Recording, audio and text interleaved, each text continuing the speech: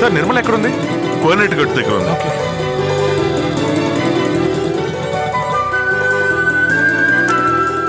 ఏంటి పాస్ అయ్యావా? మొహంలో సంతోషమే కనిపించట్లేదు. కట్ ఆఫ్ లో నాకు 0.1% తక్కువైంది. కట్ ఆఫ్ అంటే? అంటే అది వెయిటింగ్ లిస్ట్ లాంటిది. మెరిట్ కి 0.1 మార్క్ తక్కువైంది. అందుకని గవర్నమెంట్ కాలేజ్లో సీట్ దొరకదు. ప్రైవేట్ కాలేజ్లో కావాలంటే చేరొచ్చు. మరి ఇంకేంటి, చేరితే పోయే. అదంత ఈజీ కాదు. గవర్నమెంట్ కాలేజ్ అంటే డొనేషన్ ఉండదు, ఫీజు మాత్రమే. అది చాలా తక్కువ.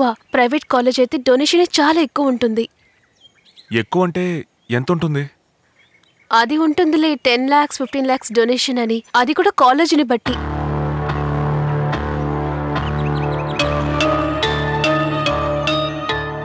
సర్లే, నాకది రాసి పెట్టలేదు, వదిలే. అలా వదిలేయకూడదు. నేను నా ప్రయత్నం చేసి చూస్తా. వస్తాను నిర్మల.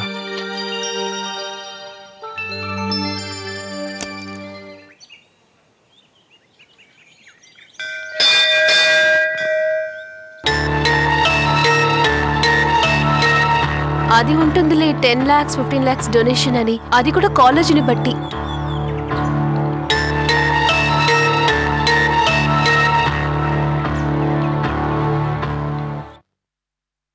కూర్చో బాబు.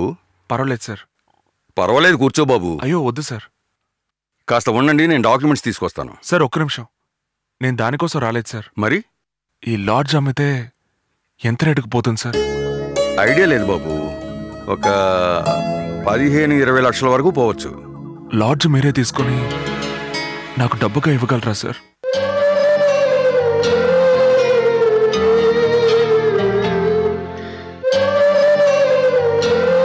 అదేంటి బాబు, వంశపారంపర్యంగా వస్తున్న ఆస్తి దాన్ని పోయి అమ్ముతానంటావేంటి?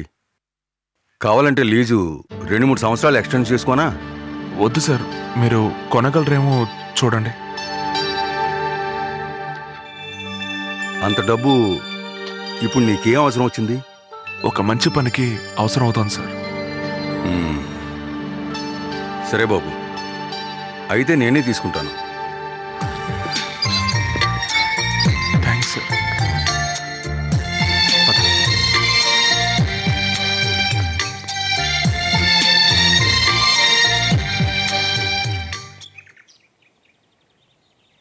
ఒక చిన్న రిక్వెస్ట్ సార్. చెప్పు బాబు. నేను మా అమ్మా నాన్నలతో ఉన్నదానికంటే ఈ లాడ్జ్లోనే ఎక్కువ కాలం ఉన్నాను సార్.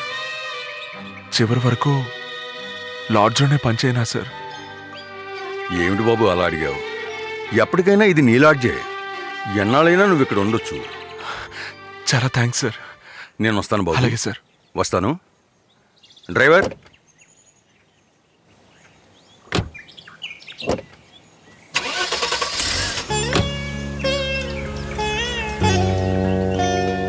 చివరి వరకు ఆ లాడ్జి ఓనర్ నువ్వేనని ఎవరికీ తెలియకుండానే పోయిందిరా.